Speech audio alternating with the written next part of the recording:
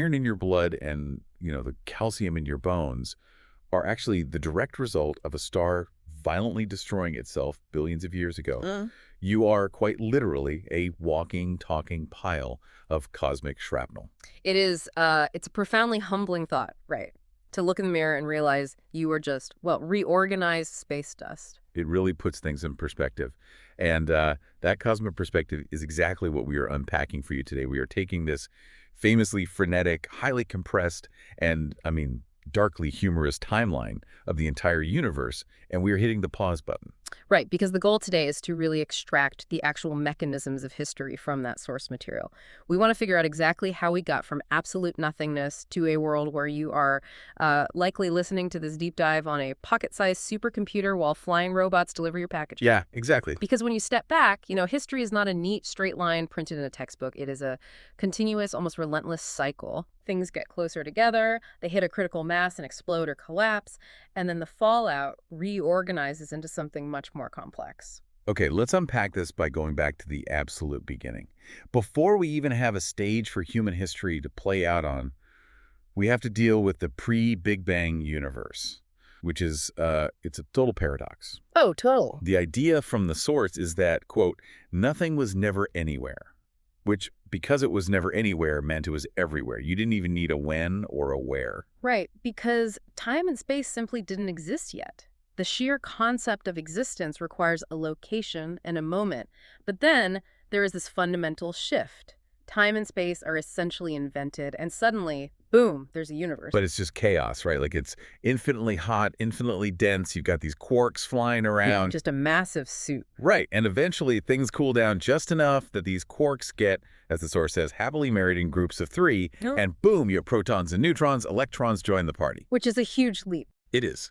But at this point, the universe is still just a bunch of gas floating in an expanding void. Yeah. I've always wondered, how do we get from a cloud of basic gas to, well, anything solid? Well, it comes down to gravity functioning like a runaway snowball effect. You have these massive clouds of hydrogen gas, right? And inevitably, some parts of the cloud are slightly denser than others. Okay. Gravity means mass attracts mass. So the denser pockets act like a bully, pulling in the lighter gas around them. They get heavier, which means their gravitational pull gets stronger, which pulls in more gas. So it just feeds on itself. Exactly. It gets closer and closer together, the pressure builds, the temperature skyrockets, until the core gets so intensely hot that atoms actually fuse together. And a star is born. Yeah. Or, to quote the material, new shit just got made. Precisely. Yeah. But here is the critical part of the cycle. A star is essentially a massive pressure cooker. It spends its life fusing basic elements like hydrogen into slightly heavier elements like helium. But eventually, the biggest stars, they run out of fuel. They can't sustain the pressure, so they collapse in on themselves and die with passion in a massive explosion. Supernova. And this explosion is what creates the space dust. Yes, exactly. That violent destruction is literally the only mechanism powerful enough to forge the heaviest elements in the universe. Wow. You cannot get the complex building blocks required for rocks, ice, or the iron we mentioned earlier without a star literally tearing itself apart. The universe builds its most intricate creations through absolute devastation. Which brings us to a very specific pile of space dust that reorganized into rocks, ice, and flaming rocks. Earth. Our home. Yeah. But it starts out as a complete mess, just a ball of flaming rocks. Yeah. Then it gets hit by another ball of flaming rocks, which splatters a bunch of debris into orbit, and that mess eventually becomes our moon. Right. Then we get a weather update from the creator of the video that starts raining rocks from outer space that happen to have water inside them.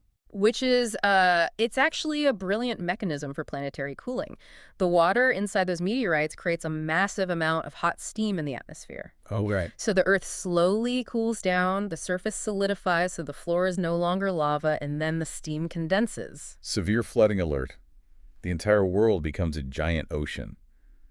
It's fascinating how chaotic this is. Like, it isn't a gentle, orchestrated process. It's things violently smashing into each other until they reach an equilibrium. And that equilibrium sets the stage for the next massive leap in complexity. We have a giant, hostile, watery planet.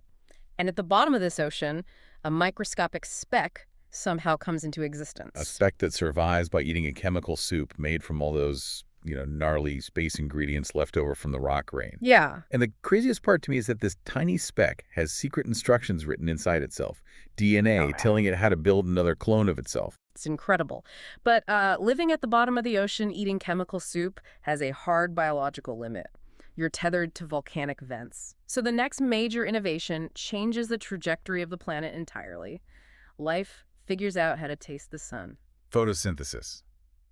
But wait, my understanding is that early life didn't intend to change the planet. Eating sunlight just had this massive, completely accidental side effect, right? It pumped the atmosphere full of oxygen. Exactly. It was essentially the Earth's first global pollution event. Oxygen was actually toxic to a lot of early life. Oh, wow. Yeah, but the life that adapted to it suddenly had access to a much more efficient energy source. This eventually fuels the Cambrian explosion. We go from single-celled specks to sponges, worms, strange water bugs, and fish. Hey. It's an explosion of biological complexity. It's a full-on underwater party.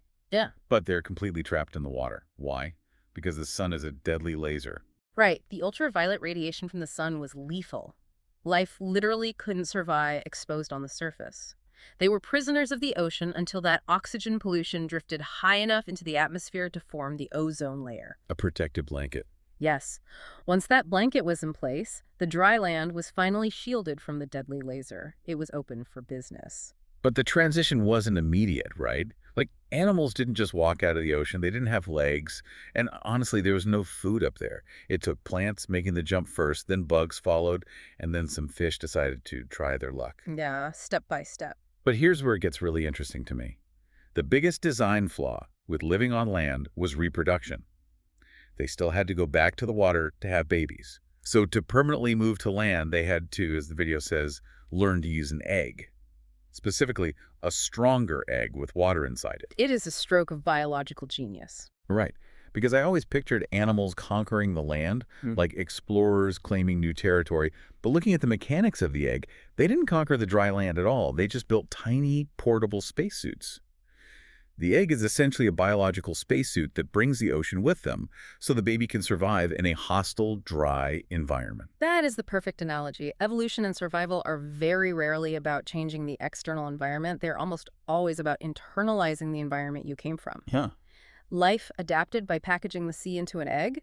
It's the overarching pattern. Again, reorganizing basic building blocks into a more complex, self-contained system to survive a new pressure. Okay, so the ocean's packed into eggs, animals are crawling all over the land, species are getting massive, including the bugs, and then, oops, another explosion in the cycle. A meteor hits.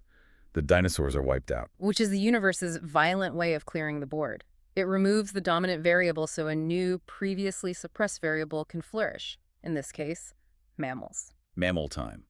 And the narrative zeroes in on one very specific mammal. Us, humans. We figure out how to walk upright, grab things, bang rocks together to make pointed rods, and harness fire. We really start manipulating things. Yeah, we even start using our voices to make crazy sounds that actually mean different things, inventing language. We spread everywhere. But for a very long time, we were essentially just chasing our food around. Until someone, somewhere, has a paradigm-shifting thought. Fuck it. Time to plant some grass. Agriculture. The absolute turning point of human history. But wait, I have to challenge this a bit. Wasn't farming kind of a trap? I mean, I've read that early humans actually traded a highly varied, nutritious hunter-gatherer diet for backbreaking labor, worse teeth, and a shorter lifespan just so they could stay in one place. Why would anyone make that trade? Well, from an individual health perspective, you're absolutely right. It was a raw deal at first. But from a species-level perspective, it wasn't really about nutrition. It was about power and predictability. The realization was, I control the food now. Ah, so it's about becoming the ultimate landlord. Precisely. If we connect this to the bigger picture, the shift from chasing food to planting grass was the exact moment